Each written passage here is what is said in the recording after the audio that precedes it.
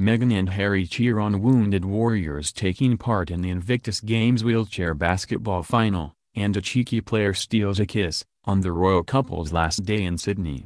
Prince Harry and Meghan Markle yesterday returned to Sydney just in time to watch the final day of the Invictus Games before heading to New Zealand for the last leg of their Commonwealth tour.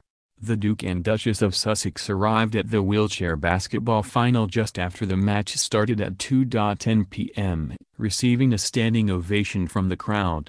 Pregnant Meghan went on court to greet players from the Netherlands and USA teams after the final whistle, and one cheeky Dutch player kissed her on the cheek.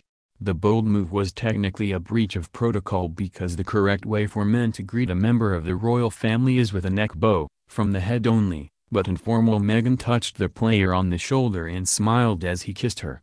The Duchess was glowing in a $550 maroon crepe knit wrap top by Australian designer Scanlan Theodore. She wore a Remembrance Day poppy on her left side and paired the top with black tapered trousers and high heels. Harry donned a black Invictus Games polo shirt to show his support for the athletes from the U.S. and the Netherlands, along with gray trousers and brown shoes. Dozens of fans grabbed their phones and cameras to snap photos of the royal couple as they made their way down the steps between the stands to their seats, while others shook Harry's hand. They didn't join Prime Minister Scott Morrison, Defence Minister Christopher Pyne, and retired footballer David Beckham and Ian Thorpe in a reserved area, instead sitting with a group of uniformed soldiers. Beckham, who also attended the athletics on Friday night, was accompanied by his youngest son, Cruz, 13, but was without his wife, Victoria Beckham. The couple handed out the gold and silver medals after the match, which was won by the U.S. team 29-17. Meghan bent down to loop the medals over the American players' necks and shook their hands alongside Harry. The royal couple will later attend the closing ceremony where they will both make speeches, as Harry did at the opening a week ago. Harry, who created the games for wounded veterans after his time in the British Army, will likely take time out to meet some of the 500 competitors from 18 countries, as he did last weekend.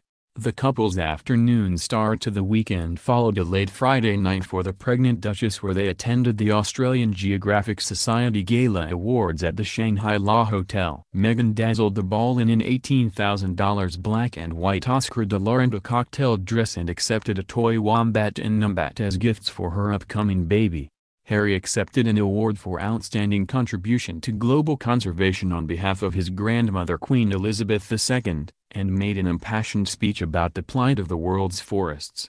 "We cannot stand by and let our wildlife disappear from the earth and our fish from the seas. I think we can agree tonight that there cannot be any more excuses," he said. The event was just hours after their plane aborted its landing into Sydney Airport. Their Qantas charter flight from Tonga, a Boeing 737, pulled up from the runway seconds before touching down. Its pilot, Nigel Rosser, explained over the tannoy system that another plane on the runway had been slow to roll and the two aircraft were too close, so he decided to abort the landing.